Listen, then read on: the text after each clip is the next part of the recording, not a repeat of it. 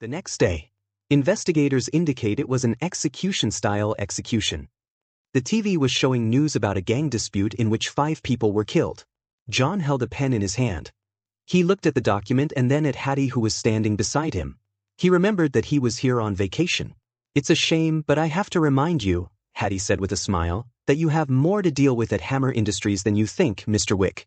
Is that why you rang my doorbell so early in the morning?" John sighed, looking like a little sister who hadn't done enough. "You should know that I asked you to come because I have a lot of things that need to be taken care of." "Yes, I know, Mr. Wick." Hattie, wearing a white dress, raised her neck proudly like a white swan. "But I'm just an assistant. I understand that you're asking me to give you a promotion and a raise?" Although he was reluctant to work, John signed the document, muttering, "This will make Ferdinand sad." He held a pen in his right hand and quickly finished the pile of documents. He kept a few of them and looked at them carefully. The Iron Soldier has already gone into production. General Ross wants to modify it in some ways. John thought for a moment. "Tell him we can provide portable Iron Soldier equipment, but that's a different price." "Why are Taran Industries documents here too?" John saw that the next stop was written as Taran Industries, about new bulletproof vest materials. Hattie shrugged. "Besides you, Mr. Orloff is on vacation in Miami." "I should have him back," John said, looking at the material of the bulletproof vest thoughtfully. "Come to think of it, I need a new set of clothes for Dex." John left the 2 documents behind and gave all the others to Hattie, then got up and went out. Ferdinand was outside reading a paper book. His expression was fascinated, and he was obviously fascinated by the book. Seeing his boss appear, he hurried over to open the car door. "Call Dax," John said as he got into the car, "and have him go to Taran Industries in civilian clothes." Ferdinand had taken the number from Dykes last time, and he nodded when he heard it. The passenger door was opened, and Hattie got in. Facing John's gaze, she said confidently, "I need to go to the company too." "Okay." John nodded. It was on the way anyway. Hattie gave a triumphant smile. The car started and headed towards Taran Industries. When they arrived at Taran Industries, Dax, dressed in casual clothes, disguised himself as a passerby on the roadside. Seeing John appear, he took a step forward to follow him. "What do you want to call me for?" Dax asked naturally. Hattie looked at the person who appeared, and her pupils flashed with a strange color. During her investigation of John, she found out that John had been harassed by the FBI several times at the police station. "One of them is the one in front of you. Benjamin Dykes Poindexter. You need a new set of clothes, Dax." John led his men into Taran Industries and went directly to the bulletproof vest production workshop. He said to the workshop supervisor, "Bring out the new bulletproof vests." The workshop supervisor was a thin, middle-aged man. "Yes, Mr. Wick." They walked into the body armor testing area. The family wore a bulletproof vest and moved out. On a long table, there were guns, various cold weapons, and throwing objects. John said to Dax, "Here comes your strengths." Dax saw the pistol on the table, picked it up and shot. The bullets flew towards the bulletproof vest, and not a single one missed. The powerful shooting skills made Hattie look sideways frequently. This level is second to none even in the military. Dax finished quickly, picked up the mirror-reflective throwing knives, and fired 5 in 3 seconds, each one hitting the body armor. Then comes the rest. No matter what it is, as long as it is in Dax's hands, it can always become the most deadly weapon. The bulletproof vest was damaged, exposing the interlayer, and there were 2 throwing knives hanging on the clothes. The workshop supervisor wiped the cold sweat from his forehead. His bulletproof vest was pierced through. It's not that the material is bad, but it has been tested for bullet shooting and puncture, so even a bulletproof vest cannot block it all. In addition, Dax's throwing force is so strong that it is not surprising that it can penetrate the bulletproof vest. "Okay," John frowned and looked at the workshop supervisor. "I need a body armor that covers the whole body. It's flexible, lightweight, and preferably shock-absorbing and puncture-resistant." The workshop supervisor felt very embarrassed as he listened to the requests one after another. Suddenly, he thought of something and said, "There is an unfinished experiment that I think will meet your requirements. That's the one we'll use." John finalized the material for the bulletproof vest. He said to the confused Dax, "You're going to be a hero, Dax." Upon hearing this, Dax's expression changed slightly. "You've been suppressed for a long time, and you need to release it." Taking Dex to get his clothes custom-made, John looked at Dex having his shoulders measured by a tailor and said calmly, "Keeping yourself under pressure will only make you want to break free more and more like a spring. The obscurus is what happens when a wizard is suppressed and their magic and emotions are suppressed. Although Dax is a squib, the same goes for his obscurus. Obscurus hosts have tragic lives, and their emotions are more prone to extremes. Either kill obscurus, or make obscurus your own power and release it. John chose the latter. In this age of superheroes, why can't Dax become a superhero? Killing innocent people is an evil act. So what if it's against the villains of Hell's Kitchen? It's all destruction, so let's use this desire for destruction in heroic actions. This is the route John gave Dax. The FBI needs to abide by laws and rules, but there are always people who cannot be punished by the law, so they leave it to heroes.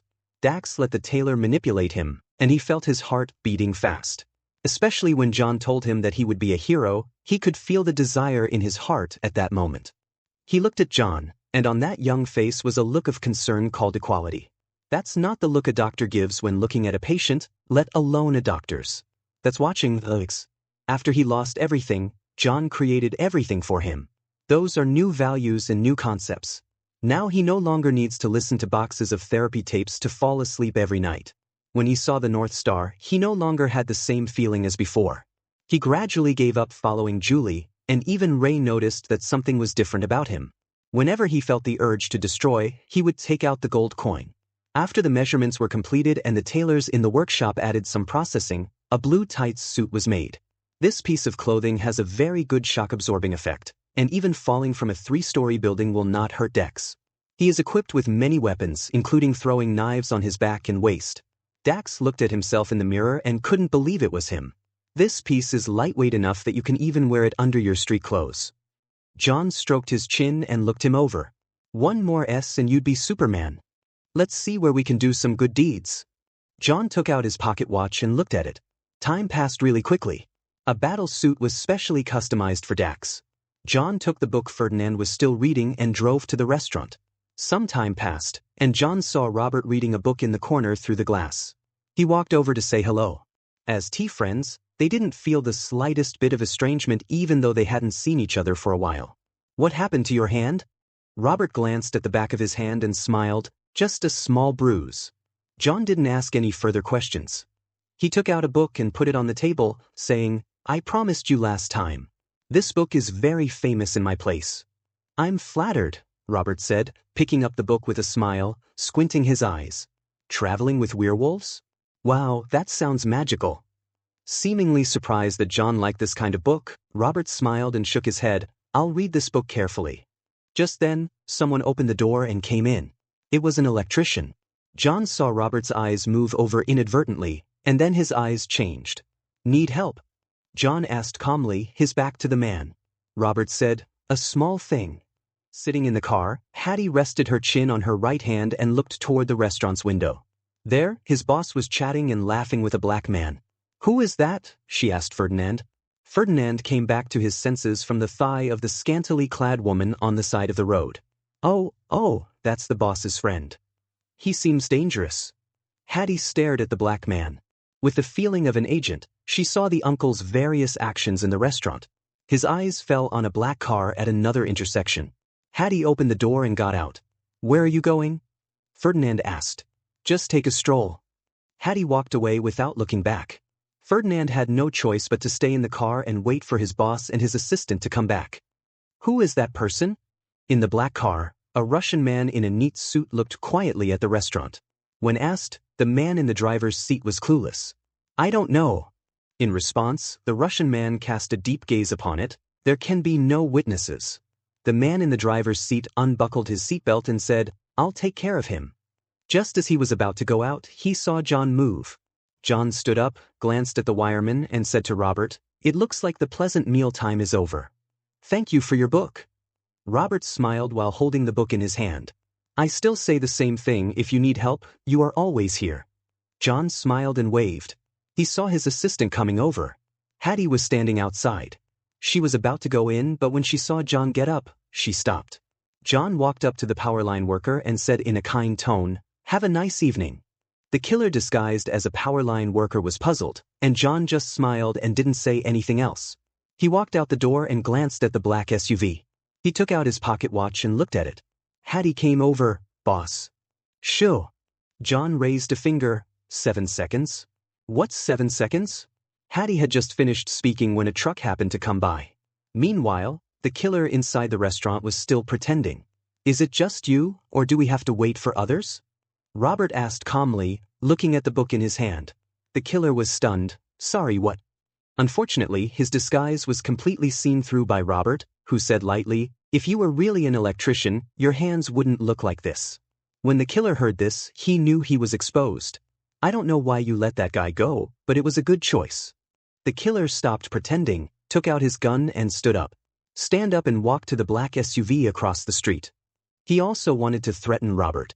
But Robert had locked onto him the moment he stood up. In his eyes, everything slowed down. The style of the opponent's weapon, dominant hand, posture, and distance. Everything, from the moment the other person stood up, had already entered the countdown of his life. Robert picked up the book in his hand and hit the man's throat with the spine, making him unable to resist. The killer pulled the trigger, and he slapped the gun away with his backhand. He grabbed the opponent's shoulders and slammed them against the table, then used the book in his hand to break the killer's neck with one blow.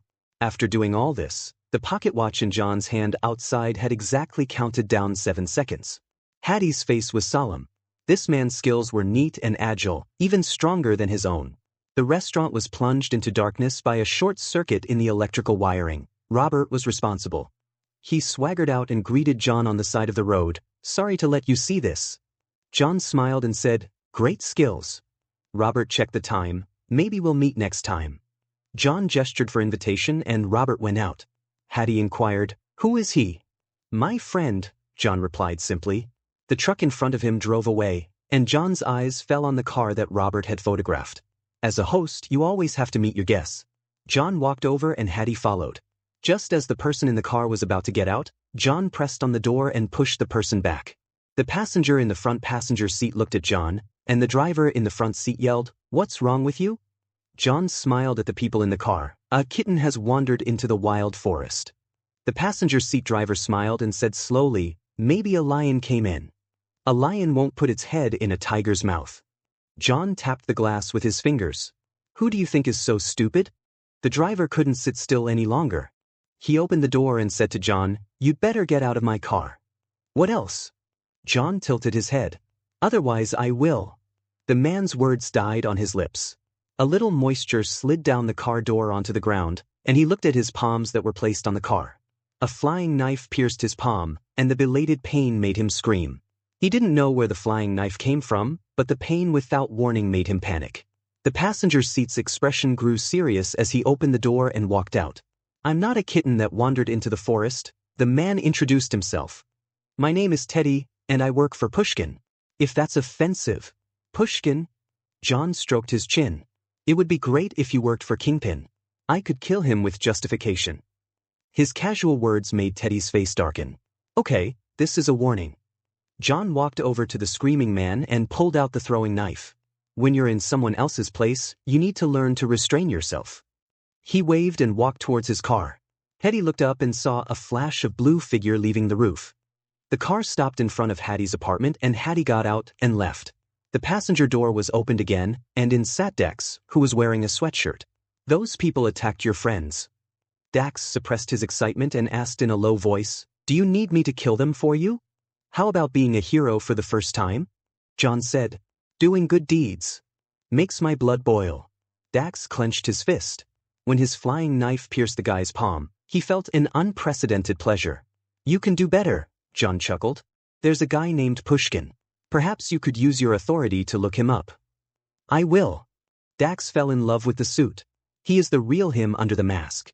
The bad guys in Hell's Kitchen have been having a rough time lately. There is a human trafficking going on.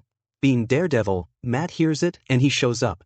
In the containers at the dock, Matt has the advantage of being elusive. He shuttled through the narrow container road and kicked the person away before the other party could react. Then came the second and the third. In Hell's Kitchen, there is a group of Russians who specialize in human trafficking. The last time Matt dealt with Satan's Mansion, he discovered the existence of this group of people. To get rid of them once and for all, he starts hunting them down in Hell's Kitchen.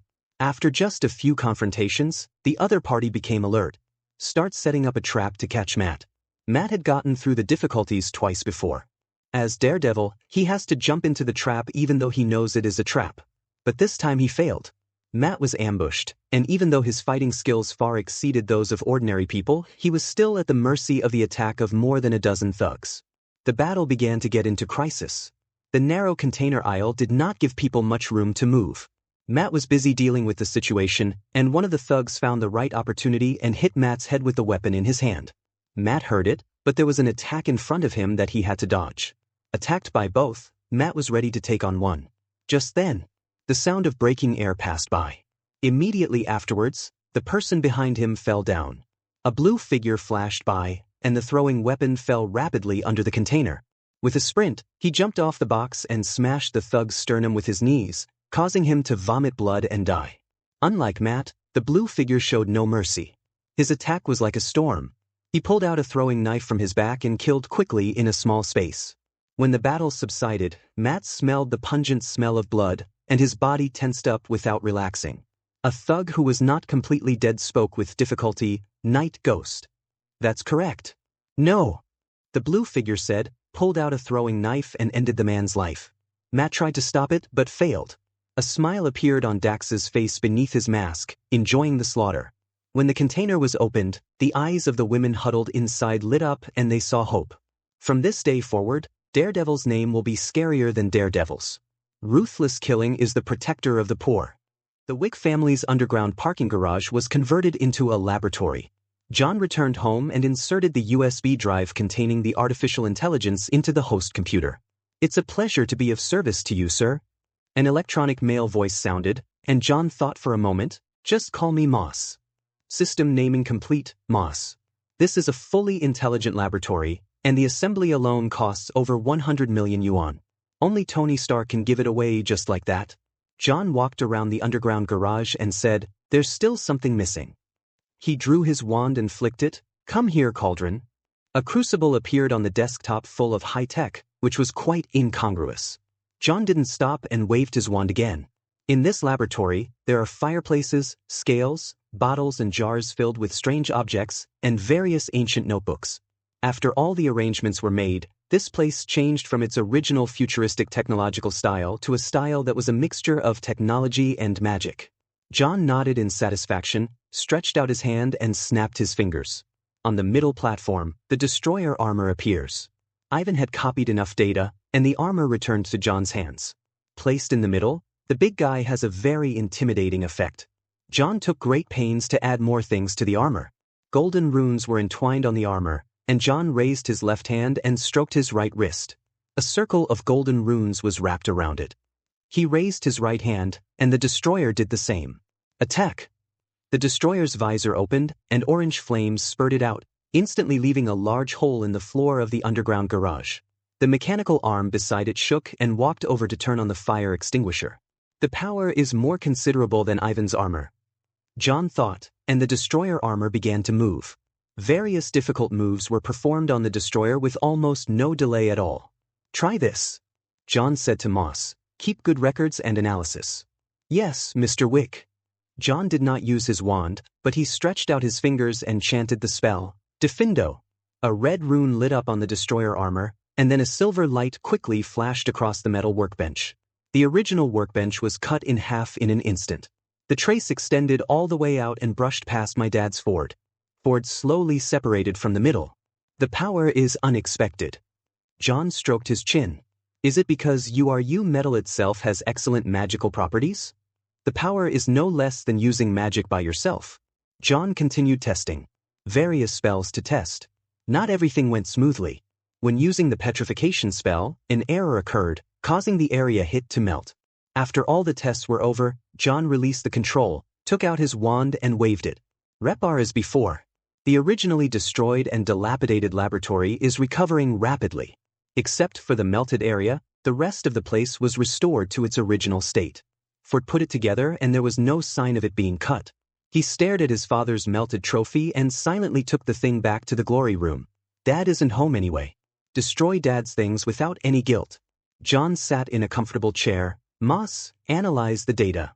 "Wait a moment, Mr. Wick." The projected data showed that most of the spells that the destroyer could perform were offensive. "Your name is not unjust." John looked at the analysis and complained. The most powerful feature of the destroyer is its strength. It is the pinnacle work of Asgard craftsmen and has outstanding capabilities that far exceed all other armors in the world today. In terms of durability, magic is much safer than technology. Technology is changing with each passing day, and the speed of its updates and iterations is as unstoppable as a rocket. But magic is different.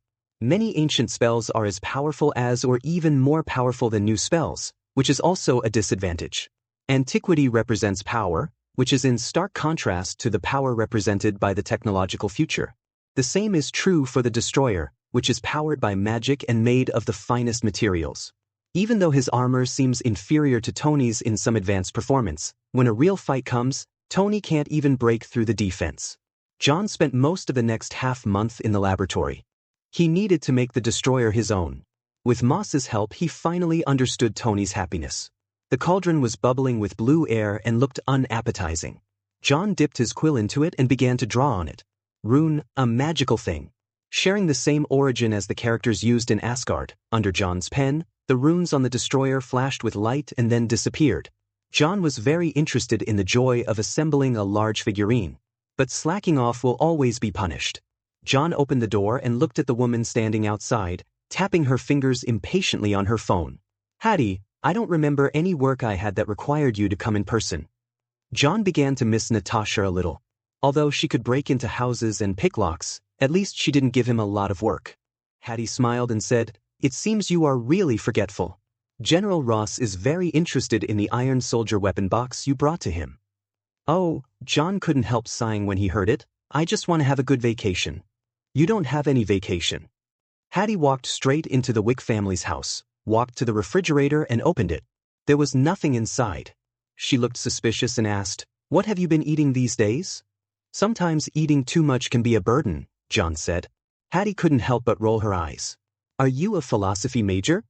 Picking up the phone, Hattie tapped the screen hard with her fingers. "There's a restaurant nearby.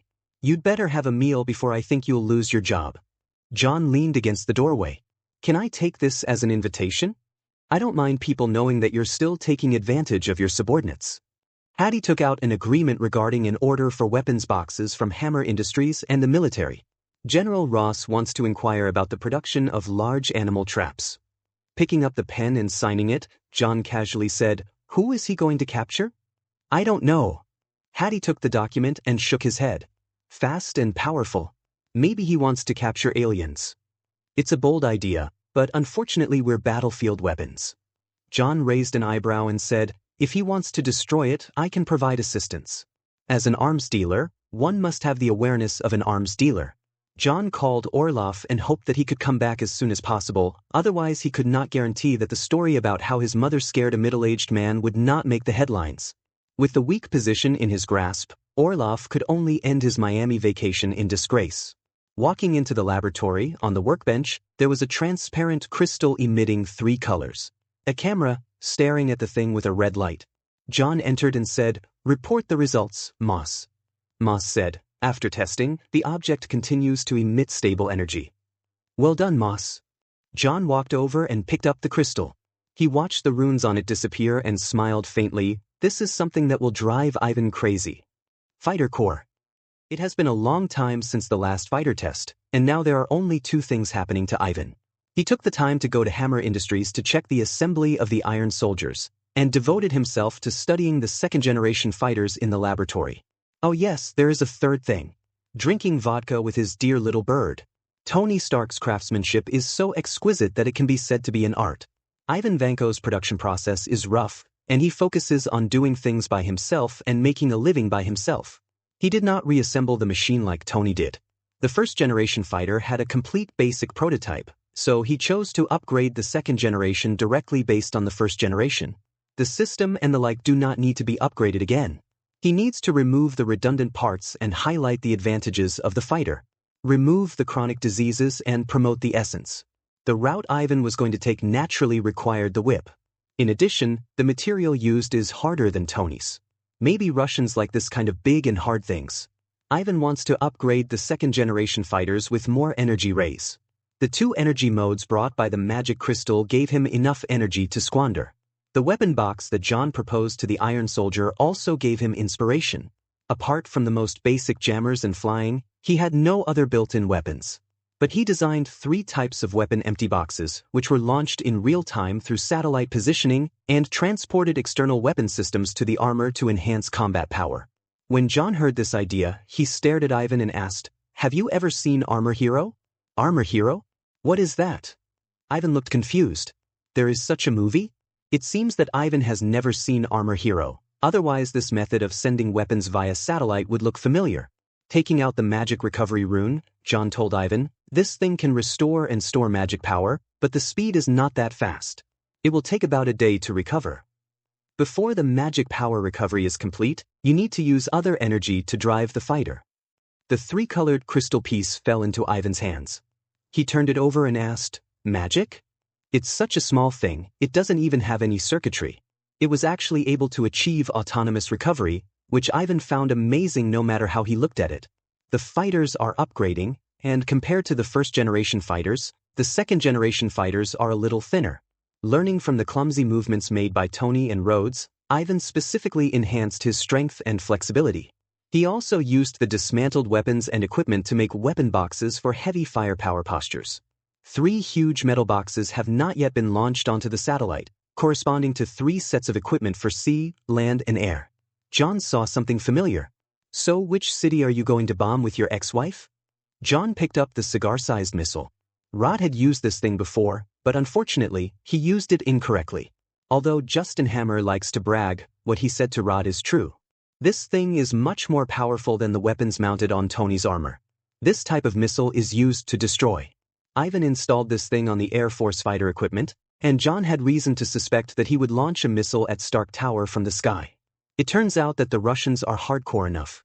But think about it, there doesn't seem to be anything wrong with using this weapon in the future New York battle. John loaded the ex-wife missile into the machine, thought for a moment, and said, "You need to apply to use this." That was something Ivan wouldn't use until the very end, so he simply said, "You're the boss, I'll listen to you. Get me one too." John looked at the 3 weapon boxes and stroked his chin. "But I want a fortress." "Fortress?" Ivan was stunned by John's wild idea. "Why didn't I think of that? Now I've thought of it, but it was my idea." John noticed Ivan's eyes rolling, and knew he was starting to think about how to deal with Tony. He said unhappily, "You have enough weapon boxes now to destroy half of New York." Since the boss had spoken, Ivan could only suppress the idea of launching the mecha weapon box. The 2 men finalized the weapon box. Ivan's fighter also completed the upgrade. The same ferocity, but different speeds. Ivan pressed his hand on the reactor on the fighter's chest. The reactor opened, and a piece of magic crystal that was glowing with high temperature popped out from it. "That's the downside every time I charge it." Ivan was looking for tweezers on the workbench. He didn't want his hands to get burned.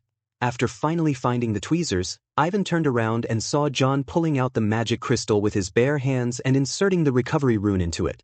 His eyes glazed over before he finally convinced himself, "Magic. When in doubt, just use magic. Don't throw it away." Seeing John about to throw away the fully charged magic crystal, Ivan was so scared that he screamed. He carefully picked up the magic crystal piece with tweezers, opened the arm of the fighter armor, and put it in. John glanced at the fighter's arm. Wow, 6 in one hand. No wonder Ivan was planning to take the energy beam route. It turned out that he had expanded the reactor connection slot. A simple and crude method with very little hassle. Insert the magic crystal piece and close the arm again. The fighter's chest opened and Ivan lay inside. As it closed, he stood up from the charging bay. "I can feel this power." Ivan raised his palm and fired a beam of energy that penetrated the laboratory.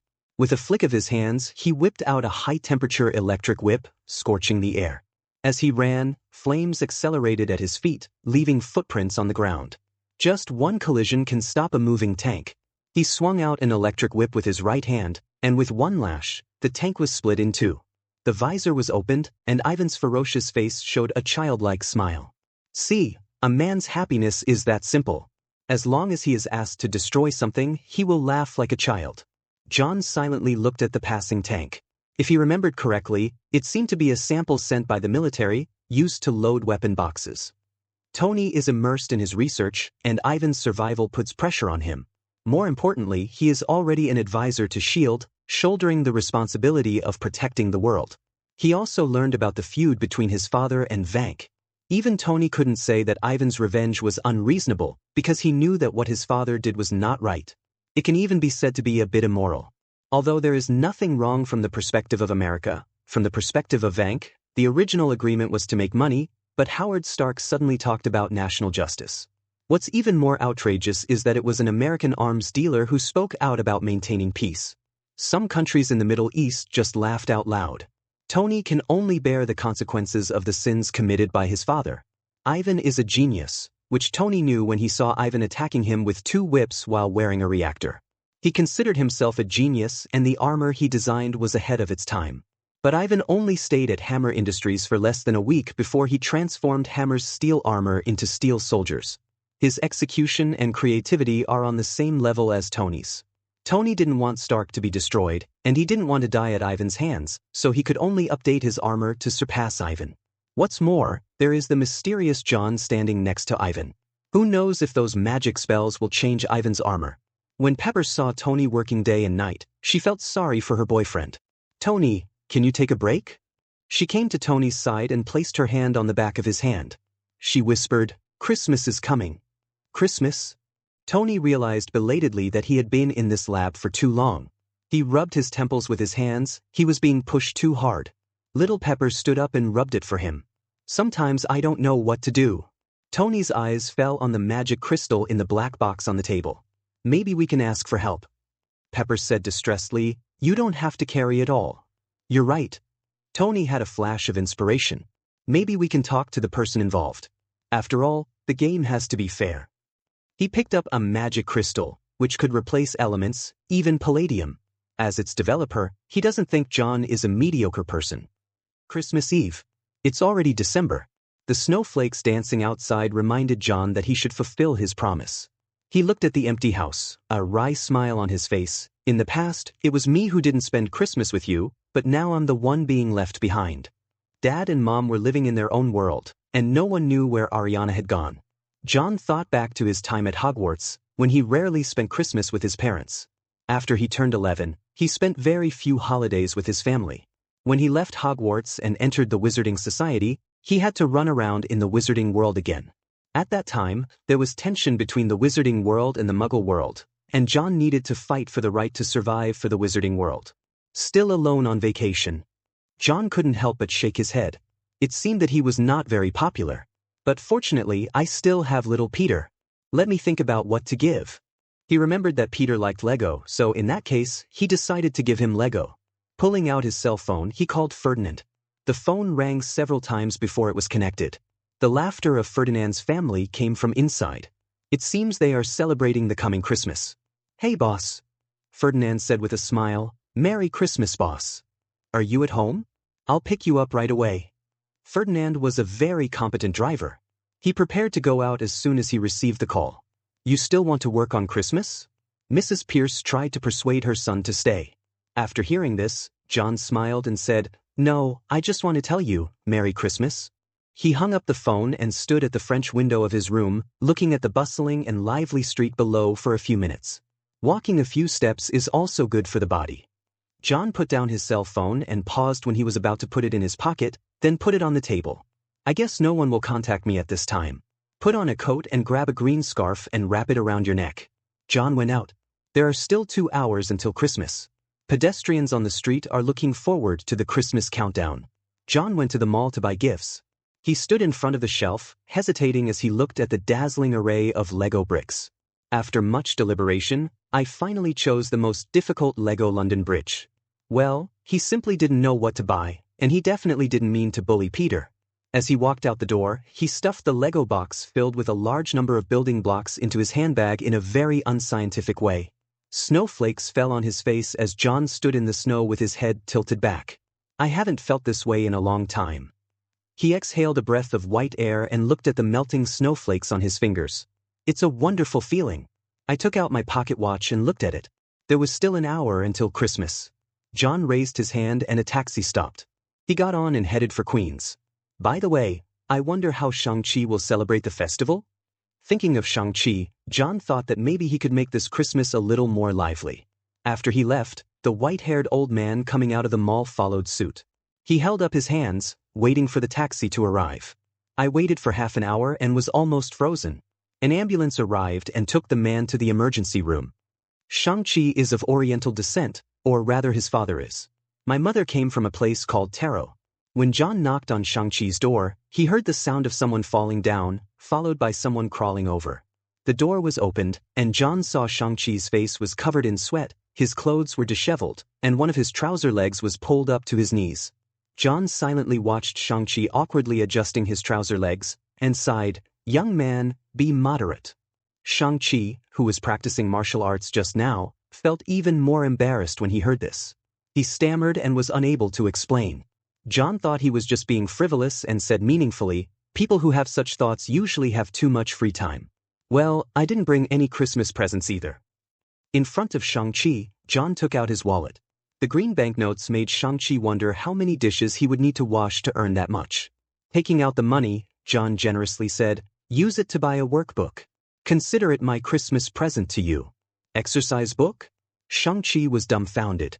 "With so much money, how many hundreds of books are you going to buy?"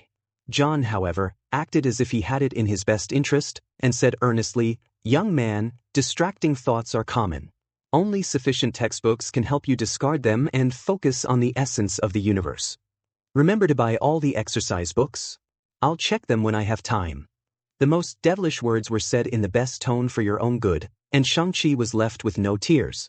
He was just practicing martial arts secretly, he didn't violate the heavenly rules. John didn't care about him and told him to clean up quickly and come out. He didn't go in to see for fear of seeing anything strange. Faced with the natural oppression brought by the landlord, Shang-Chi had no choice but to obey. After wiping off the sweat and changing his clothes, he came out and saw a huge Lego box in John's hand that he had taken from somewhere. "Did you bring this just now?" John didn't give him much time to think about it and let Shang-Chi hold the box. He carried Shang-Chi through the streets. When the hands passed 12 o'clock, ring May's doorbell. May opened the door and said with a look of surprise, "Merry Christmas, John." "Merry Christmas, May." John pulled Shang-Chi over. Shang-Chi blushed shyly. "Merry Christmas." "Merry Christmas, Sean." The mature older sister's smile made Shang-Chi lower his head even more. Peter also ran out and cheered. "I keep my promise." John took the gift and handed it to Peter. "Lego." Peter was delighted, jumped up and high-fived John. Shang-Chi looked at Peter's gift, then at the exercise book he was about to buy. I don't know why, but a feeling of sadness came over me. Is it true that children from the East will never be able to escape the torture of exercise books in their entire lives? The only consolation was that Peter invited Shang-Chi to play building blocks together, leaving John and May here. The house is decorated with many Christmas things. A Christmas tree stands in the corner. Do wizards, also celebrate Christmas? She didn't feel anything just now, but now there are only 2 of them left, and May doesn't know what to say. May can be said to be the first person to know John the Wizard's identity. Her memory was originally supposed to be erased, but since everyone was familiar with each other, it was not erased. Hearing this, John smiled and said, "Not only is it a festival, it's also a holiday. Christmas at Hogwarts, while not as lively, is fun." "Hogwarts?" May asked curiously, "Is that a magic school? You have a school?" "I told you, there might be wizards around you." John sat on the sofa with May next to him. The two chatted about many things, such as school and some common knowledge about the magical world. May is very interested in the magical world. Later, she will ask with shining eyes, "What is an invisible beast, and do wizards really fly on brooms?" John answered all her questions one by one, making May full of yearning for the magical world. Different magic schools in different countries. A mysterious wizard city on the sea. Quidditch World Cup. A castle flying in the sky. All kinds of magical things, items that are only recorded in fairy tales. Werewolves and vampires, the invisible beast and the Niffler. All of this is loved by urban beauties who are constrained by life. It would be nice if I could go there once. May said enviously. John said, "Maybe one day, wizards will completely enter the lives of ordinary people. Then you can go to the wizard city with the wizard and take the sea train." John said, noticing May looking at him. May reached out, touched John's cheek and said, "You love that place. I could feel it when you mentioned the wizarding world." Since May knew John, She had never seen him smile so brightly. This made May realize that the strange place she longed for was John's real hometown. "Why don't you go back?" she asked. John paused and said, "Go back? It's impossible for me to go back. There's too much work to do there, and my vacation has just begun." John smelled something burnt and hesitated. "Are you baking something?" May, who was originally immersed in the magical world, suddenly woke up. "My roast chicken." She jumped off the sofa, ran, shaking her greatness that the young man dared not look directly at, rushed into the kitchen and opened the oven. A puff of black smoke drifted out from inside. "John, is it true that there are few women I know who can cook well?"